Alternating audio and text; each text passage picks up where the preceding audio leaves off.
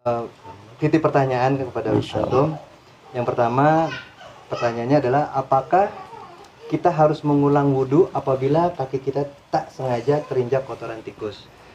Baik, jawabannya tidak. Karena apa?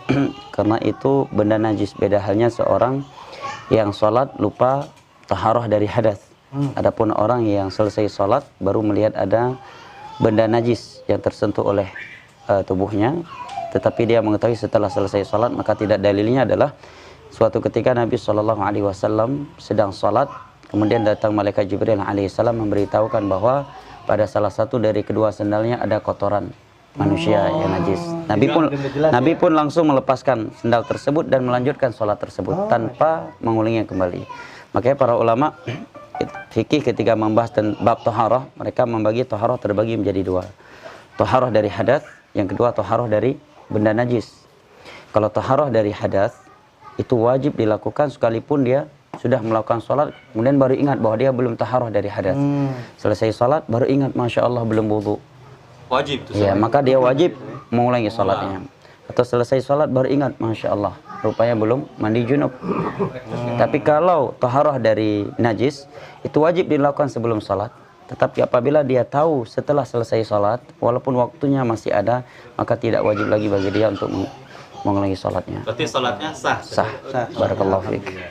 Bang, jangan lupa ya Bang, taharah dulu Bang. Barakallahu fiik. Ini pertanyaan yang kedua, Ustaz. Apakah sholat kita sah apabila baru kita ketahui di pojok bagian belakang rumah tempat kita sholat terdapat kotoran tikus lagi? Kayaknya banyak tikus di rumah itu. Baik, masya Allah. Yang pertama, kotoran hewan yang tidak halal dimakan menurut mayoritas ulama fikih adalah najis, ya. Pendapat mayoritas ulama. Adapun pertanyaan yang Bang Ferry bacakan barusan, ini kan tidak menunjukkan dia sholat di atas benda najis itu.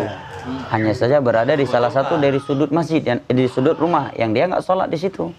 Nggak apa-apa Ustaz. Nggak masalah. Misalkan dia sholat di sini sekarang, ada benda najis di sampingnya dan dia tidak menyentuhnya, tidak masalah.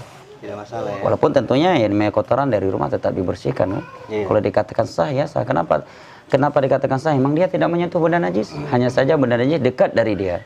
Kecuali benda najis tersebut ada pada pakaian yang dia gunakan untuk sholat, pada anggota tubuhnya, atau pada tempat yang dia sholat di atasnya. Itu yang tidak boleh. Wa thiyabaka fatahhir, kata Allah kan dalam surat Al-Mudaththir.